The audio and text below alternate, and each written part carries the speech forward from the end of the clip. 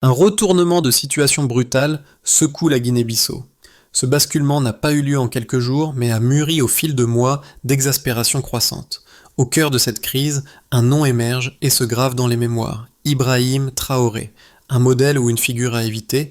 Dans un contexte où la stabilité régionale du Sahel est menacée, la chute du gouvernement de Bissau a provoqué des remous bien au-delà des frontières du pays.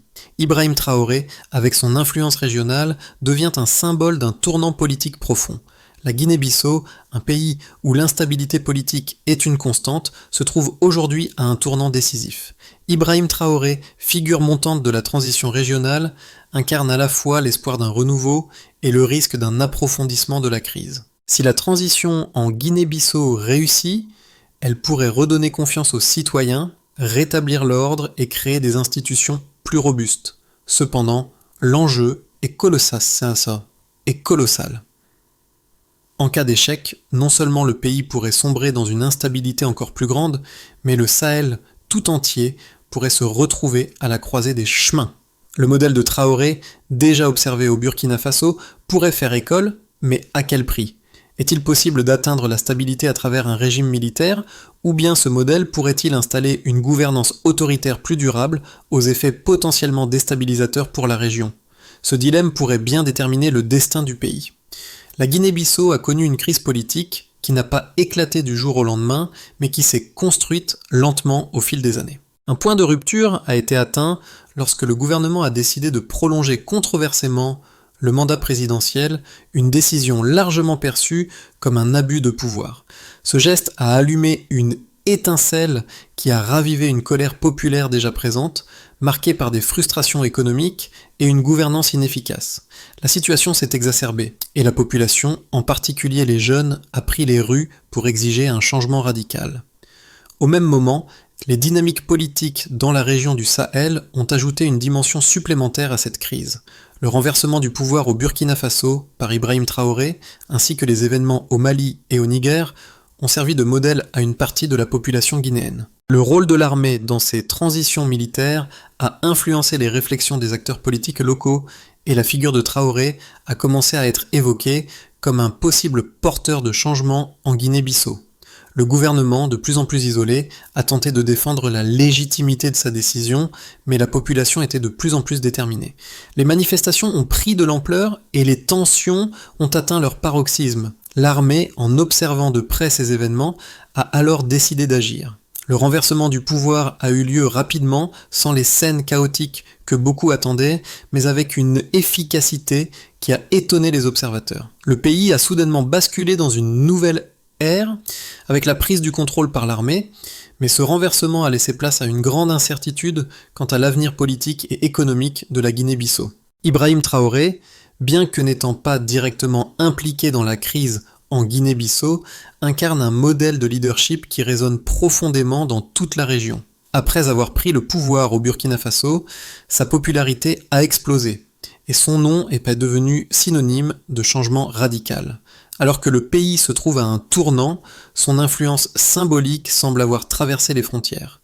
Les jeunes et les mouvements de protestation en Guinée-Bissau voient en lui un modèle de renversement de l'ordre établi, un modèle que certains souhaitent voir répliqué pour résoudre leurs propres frustrations vis-à-vis du gouvernement.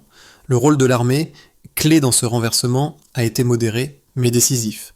En observant la situation, les militaires guinéens ont compris que la pression populaire ne pouvait plus être ignorée. Ils ont agi dans un cadre calculé en prenant soin de garder un certain ordre pendant la transition. L'arrestation du président a été marquée par un sentiment de soulagement, mais aussi de confusion, car la population ne savait pas ce que l'avenir immédiat leur réserverait. Beaucoup se sont demandé si la prise de pouvoir par l'armée serait une solution durable, ou si elle n'allait que substituer une forme d'autorité à une autre. Pour les jeunes en particulier, la transition représente un espoir de voir leur voix enfin entendue, bien qu'ils soient conscients des risques. Ce changement pourrait ouvrir la voie à une gouvernance plus réactive et plus efficace, mais pourrait également mener à un autoritarisme déguisé. Ibrahim Traoré, même à distance, influence le processus en Guinée-Bissau, montrant comment une figure militaire peut incarner à la fois un espoir de changement et un potentiel danger pour les fondements démocratiques du pays. La crise politique en Guinée-Bissau a pris une tournure décisive lorsque le gouvernement a annoncé, de manière controversée, la prolongation du mandat présidentiel.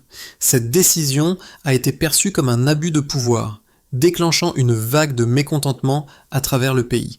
Dès lors, des manifestations ont éclaté, principalement dans les zones urbaines, où les citoyens, principalement jeunes, ont exprimé leur colère contre un régime de plus en plus autoritaire. Les tensions se sont intensifiées avec le temps, alors que les protestations devenaient de plus en plus violentes. Dans ce contexte, l'armée, qui avait jusque-là observé la situation, a décidé de prendre une position active. Ce n'était pas un acte impulsif, mais plutôt une réponse calculée aux événements qui se déroulaient. Le président, déjà isolé, a été arrêté, et les forces militaires ont rapidement pris le contrôle de points stratégiques de la capitale, Bissau. Les ponts, les routes principales et la radio nationale ont été placés sous leur contrôle, mais de manière relativement ordonnée et calme, ce qui a pris de court non seulement la population, mais aussi les observateurs internationaux. À l'annonce de l'arrestation du président, un mélange complexe d'émotions a envahi les rues de la capitale. Certains ont célébré ce qu'ils percevaient comme la fin d'un régime défaillant, tandis que d'autres ont exprimé de l'incertitude quant à l'avenir du pays. La question fondamentale était alors: qui allait prendre le contrôle maintenant? La transition militaire semblait être un palliatif temporaire, mais l'incertitude quant à la direction future du pays persistait. Les premières heures qui ont suivi la prise du pouvoir ont été marquées par un calme relatif, mais un sentiment de confusion et de méfiance a régné. Le contrôle militaire semblait être une solution immédiate à la crise, mais la question de sa durabilité restait en suspens. La population se divisait entre ceux qui espéraient un retour rapide à un gouvernement civil et ceux qui craignaient que cette transition ne fasse que cimenter un régime militaire permanent. Les premiers signes d'une gestion militaire ont émergé rapidement. Les institutions publiques ont été rétablies de manière partielle, mais l'administration semblait hésiter quant à la manière de fonctionner sous le nouveau régime. L'armée a commencé à contrôler les informations, renforçant ainsi l'image de stabilité, mais en même temps, une grande partie de la population se demandait si ce changement n'allait pas simplement faire place à un autre type de gouvernement autoritaire. Le rôle de l'armée, qui était perçu à la fois comme un remède et un symptôme de l'échec institutionnel, est devenu central. Le processus qui semblait être une simple reprise du pouvoir est devenu plus complexe à mesure que les militaires tentaient d'équilibrer leurs actions avec les attentes populaires. Les défis étaient nombreux. Maintenir l'ordre, tout en rassurant une population inquiète, instaurer une gouvernance efficace tout en évitant les dérives autoritaires. Les actions de l'armée ont pris des dimensions multiples en fonction des zones géographiques et des différentes perceptions des événements, mais toutes étaient marquées par une prudence apparente. Dans les jours qui ont suivi, les tensions n'ont pas disparu. Les divisions internes à la société guinéenne sont devenues de plus en plus évidentes. Alors que certains ont salué le renversement du pouvoir comme un soulagement, d'autres se sont demandé si ce changement allait vraiment résoudre les problèmes sous-jacents du pays. La question qui se posait désormais était de savoir si la transition militaire pourrait déboucher sur une véritable refonte du système politique ou si elle ne serait qu'un épisode temporaire dans l'histoire complexe de la Guinée-Bissau. Les premiers indicateurs après le renversement du pouvoir en Guinée-Bissau ont révélé l'ampleur de la crise institutionnelle et les effets de cette transition. L'un des premiers chiffres marquants a été la chute drastique de la participation électorale. En seulement 2 ans, la participation aux élections politiques a diminué de près de 30%. Ce déclin n'est pas simplement une baisse des votes, mais un symptôme d'un épuisement démocratique, une rupture croissante entre les dirigeants et la population. Ce phénomène indique un désaveu de plus en plus fort des mécanismes traditionnels de gouvernance, ce qui reflète une perte de confiance générale dans les institutions. Un autre chiffre clé concerne l'absentéisme du président. Durant ces dernières années de mandat, il a passé plus de la moitié de son temps à l'étranger, un phénomène qui a marqué la perception de son leadership.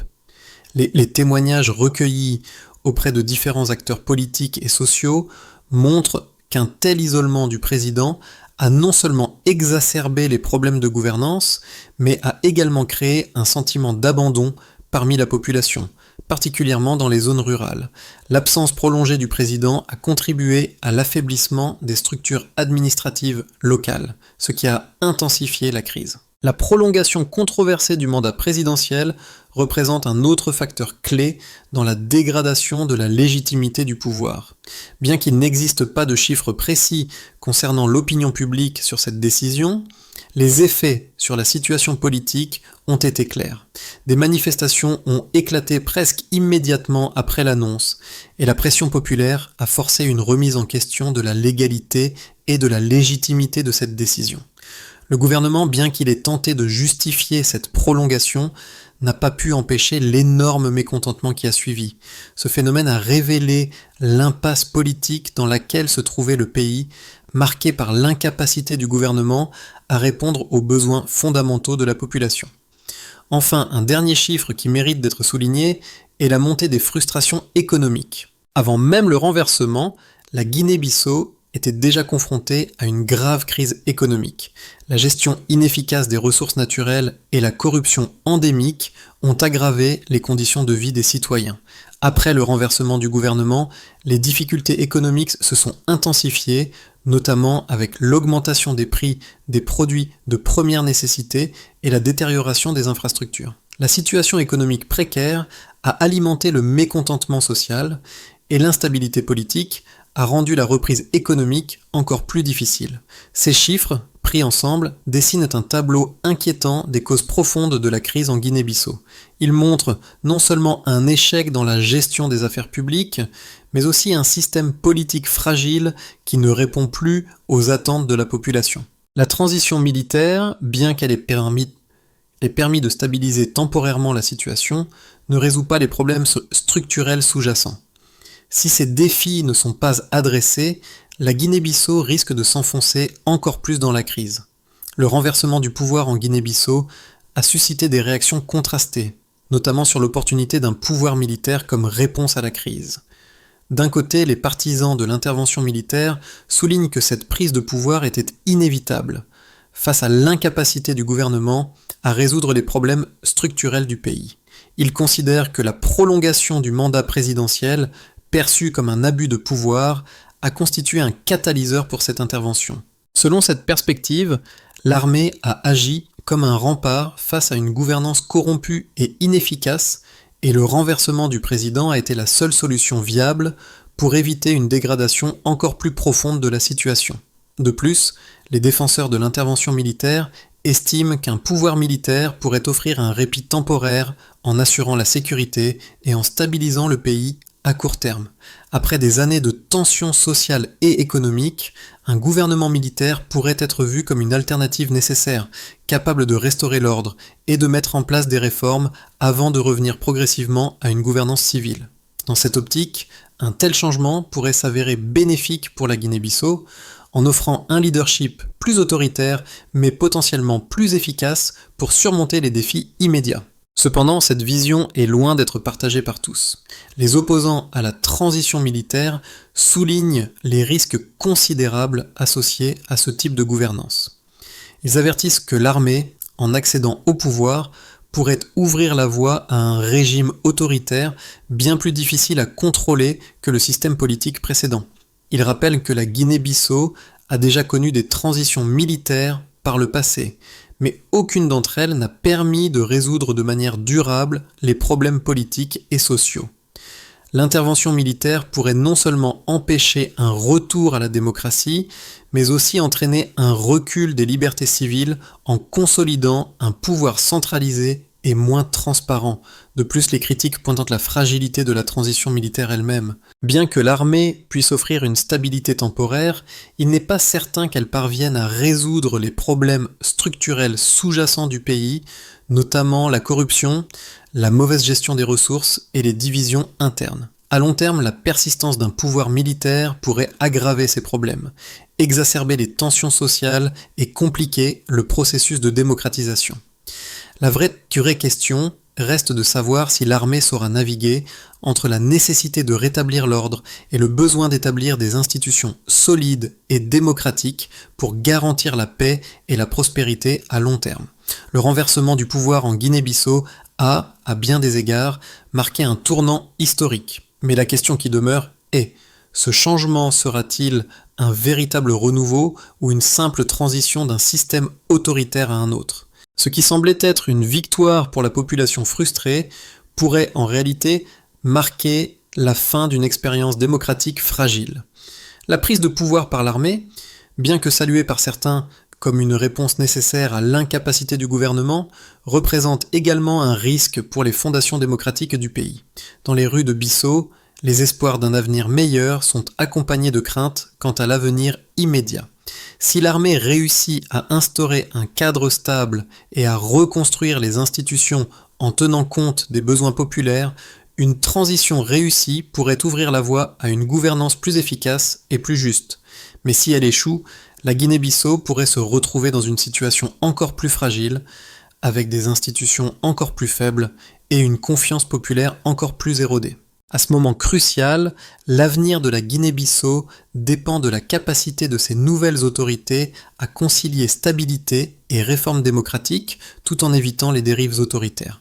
Les conséquences du renversement du pouvoir en Guinée-Bissau sont profondes et multiples, touchant plusieurs aspects du pays, de la politique à l'économie, en passant par la société civile. Pour commencer, le système politique fragile de la Guinée-Bissau a été gravement affecté par cette transition militaire. D'un côté, un segment de la population voit ce changement comme une libération, une chance de mettre fin à un régime jugé inefficace et corrompu. Les jeunes, en particulier, considèrent cette prise de pouvoir comme une opportunité de réinventer l'avenir du pays, en s'attaquant aux injustices économiques et sociales. Toutefois, d'autres redoutent que ce renversement ne fasse que reproduire un autre système autoritaire, celui de l'armée. L'impact économique a également été immédiat et perceptible. L'instabilité politique a exacerbé les problèmes économiques déjà existants, notamment l'inflation, la rareté des produits de base et la détérioration des infrastructures. Les prix des biens essentiels ont augmenté de manière significative et la population, déjà confrontée à des difficultés économiques, a vu sa situation se dégrader davantage. Les investisseurs étrangers, inquiets de la situation politique instable, ont réduit leurs engagements en Guinée-Bissau, affectant ainsi les perspectives économiques à court et moyen terme. Le manque de stabilité a eu un effet négatif sur les secteurs clés de l'économie, notamment l'agriculture et les exportations, qui sont des sources de revenus cruciales pour le pays. Sur le plan social, la division au sein de la population s'est accentuée. Les tensions entre les partisans du renversement militaire et ceux qui prônent un retour rapide à un gouvernement civil sont devenues plus évidentes. Certains craignent que cette transition militaire ne conduise à une répression accrue des libertés civiles, tandis que d'autres estiment qu'il est nécessaire de renforcer l'autorité pour restaurer l'ordre et garantir la sécurité. Ce clivage a renforcé la méfiance envers les nouvelles autorités et la population se retrouve partagée entre espoir et inquiétude. Au niveau régional, la Guinée-Bissau n'est plus perçue comme un cas isolé. Le renversement a eu des répercussions sur la stabilité de l'ensemble de la région du Sahel. Les pays voisins, notamment le Mali, le Burkina Faso et le Niger, ont suivi de près ces événements, voyant dans l'intervention militaire un modèle possible à adopter pour leur propre situation politique. Cependant, cette dynamique a aussi provoqué des préoccupations concernant un effet domino, avec la crainte que des changements similaires puissent se produire dans d'autres pays du Sahel, renforçant la tendance aux transitions militaires dans la région. Les conséquences sur le plan diplomatique ont également été importantes. Les organisations internationales et les acteurs régionaux, tels que la CEDEAO, Communauté économique des États de l'Afrique de l'Ouest, ont exprimé leur inquiétude face à l'instabilité croissante. Bien que la CEDEAO ait appelé à un retour rapide à un gouvernement civil, les relations diplomatiques avec la Guinée-Bissau sont devenues tendues et les sanctions ont été envisagées pour condamner cette transition. Cette situation a accentué l'isolement du pays sur la scène internationale, limitant ainsi ses chances de coopération économique et de soutien extérieur. La Guinée-Bissau se trouve à un carrefour critique, avec plusieurs trajectoires possibles qui détermineront son avenir dans les 6 à 12 prochains mois. Chaque scénario présente des défis et des opportunités, et la direction que prendra le pays dépendra des choix des autorités militaires et de leur capacité à gérer la transition. Le premier scénario envisage une stabilisation fragile, où l'armée parvient à maintenir l'ordre et à instaurer une forme de gouvernance minimale. Dans ce cas, les autorités militaires se concentreraient sur la gestion immédiate de l'économie et la sécurité intérieure. Les réformes institutionnelles seraient lentes, mais le pays connaîtrait une certaine paix sociale, avec un retour progressif à une forme de fonctionnement administratif. Cependant, cette stabilisation serait précaire et les tensions sociales demeureraient présentes. La population, bien que soulagée par la fin du régime précédent, continuerait de demander des réformes plus profondes et un retour à un gouvernement civil. Ce scénario offrirait un répit temporaire, mais il n'éliminerait pas les risques de nouvelles crises. Le deuxième scénario, plus optimiste, prévoit une véritable refonte des institutions et un recentrage souverainiste. Dans ce cadre, l'armée réussirait à instaurer un dialogue constructif avec les différents acteurs politiques et sociaux, ouvrant la voie à des réformes profondes. Ces réformes comprendraient une restructuration des institutions pour les rendre plus transparentes et responsables, ainsi qu'une meilleure gestion des ressources naturelles pour assurer une redistribution plus équitable des richesses. Cette approche renforcerait la légitimité du nouveau gouvernement militaire qui pourrait alors organiser des élections démocratiques dans un délai raisonnable. Un tel scénario offrirait une stabilité à long terme, permettant à la Guinée-Bissau de sortir de sa spirale de crise. Le troisième scénario, plus sombre, envisage un blocage prolongé et une fragmentation du pouvoir. Dans ce cas, les tensions internes au sein de l'armée ou la pression des acteurs externes pourraient paralyser la transition. Des factions militaires pourraient entrer en conflit, ce qui fragiliserait encore davantage les institutions du pays. L'instabilité sociale et économique se poursuivrait, exacerbée par l'incapacité du gouvernement militaire à instaurer une véritable gouvernance. Ce scénario risquerait de plonger la Guinée-Bissau dans un cycle d'instabilité prolongée, avec des conséquences dramatiques pour la population et la région. La méfiance croissante entre les différentes factions pourrait mener à une militarisation encore plus marquée du pays, ce qui compromettrait les chances de démocratisation à long terme. Chacun de ces scénarios a ses avantages et ses risques, mais l'issue dépendra en grande partie de la capacité des nouvelles autorités à naviguer entre les attentes populaires et les contraintes géopolitiques. La Guinée-Bissau, à travers ces trois trajectoires, pourrait soit retrouver un chemin vers la stabilité, soit sombrer davantage dans la crise.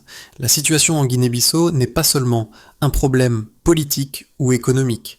C'est une question de choix qui concerne directement la vie quotidienne de millions de personnes, et en particulier les jeunes générations. Ces jeunes, qui ont grandi dans un environnement instable, se trouvent aujourd'hui à un carrefour où leurs attentes et leurs frustrations peuvent soit être canalisées vers un renouveau, soit être écrasées par un système qui ne répond plus à leurs aspirations. Comment, en tant qu'individus, pouvons-nous nous engager face à un tel défi ? Pour beaucoup, le renversement du gouvernement semble être une opportunité de repenser l'avenir du pays. Mais pour d'autres, ce changement représente un risque d'approfondir les divisions internes et de sacrifier les principes fondamentaux de la démocratie. La Guinée-Bissau, tout comme d'autres pays de la région, est à un tournant où la participation active des citoyens, en particulier des jeunes, pourrait bien déterminer le succès ou l'échec de cette transition. Il est essentiel de se poser la question : quel type de gouvernance voulons-nous ? La question dépasse largement les frontières de la Guinée-Bissau et s'étend à toute la région du Sahel où des dynamiques similaires se déroulent. En soutenant des transitions militaires, nous risquons de valider un modèle où l'autorité militaire devient la norme. Mais en choisissant de défendre un retour à un gouvernement civil et démocratique, nous affirmons notre volonté de changer les choses en profondeur, même si cela demande du temps et de la patience. L'avenir du pays repose sur cette décision. Faut-il consolider la transition militaire ou travailler ensemble pour garantir une véritable gouvernance démocratique et participative ? Les jeunes de Guinée-Bissau, mais aussi ceux de toute l'Afrique de l'Ouest, doivent prendre conscience du pouvoir de leur voix dans la construction de leur avenir. Le temps est venu de choisir quel héritage nous laisserons aux générations futures. Pour sortir de la crise actuelle, la Guinée-Bissau doit mettre en place une série de réformes structurées et progressives. La priorité doit être de restaurer la confiance des citoyens dans les institutions et d'établir un cadre de gouvernance solide et transparent. Voici 3 étapes essentielles pour parvenir à cette stabilité. Premièrement, la réactivation des administrations locales et l'amélioration de la gestion des services publics doivent être une priorité. Cela implique de renforcer les structures existantes, de garantir un accès équitable aux services de santé et d'éducation et d'assurer la gestion transparente des ressources publiques. Un contrôle budgétaire strict et la lutte contre la corruption sont cruciaux pour éviter les erreurs du passé et garantir l'efficacité du gouvernement. Deuxièmement, la réforme économique est indispensable. La Guinée-Bissau doit diversifier ses sources de revenus, réduire sa dépendance à l'aide internationale et optimiser l'exploitation de ses ressources naturelles, notamment les secteurs du bois, de la pêche et des noix de cajou. Cela peut être accompli par la négociation de contrats transparents et la mise en place de mécanismes de redistribution des profits pour bénéficier aux communautés locales. Une réforme fiscale efficace, accompagnée d'un suivi rigoureux, permettrait également d'améliorer les recettes de l'État et de renforcer les finances publiques. Troisièmement, un processus de réconciliation nationale et d'engagement civique doit être entamé pour réparer les fractures sociales. Il est crucial d'impliquer la population dans la prise de décisions politiques, de promouvoir le dialogue entre les différents groupes sociaux et d'assurer un retour à des élections libres et transparentes. Un comité indépendant pourrait superviser le processus électoral et garantir que toutes les voix soient entendues. La Guinée-Bissau doit ainsi tracer un chemin vers une démocratie plus inclusive et représentative, en veillant à ce que le pouvoir ne se concentre pas entre les mains d'une seule entité, mais soit distribué équitablement au sein de la société.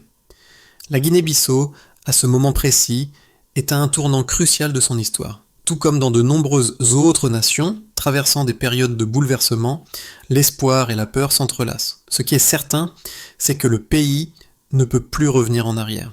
Le chemin qui se trace devant lui est pavé d'incertitudes, mais aussi de promesses de renouveau. Le rôle de chaque citoyen, chaque jeune, est plus important que jamais dans ce processus de transformation. Ce n'est pas seulement la question d'un gouvernement, mais d'un avenir commun, d'une vision partagée pour les générations futures. La véritable question n'est pas simplement celle de la stabilité à court terme, mais de la capacité du pays à se réinventer et à construire une société plus équitable, plus juste et plus transparente. Les défis sont immenses, mais l'opportunité de bâtir un avenir différent est là, et est là. Le pays peut choisir de prendre une nouvelle direction, celle de l'inclusion et de la gouvernance démocratique, ou de rester prisonnier d'un cycle de pouvoir autoritaire. Ce choix déterminera non seulement l'avenir de la Guinée-Bissau, mais aussi l'exemple qu'il offrira aux autres nations de la région.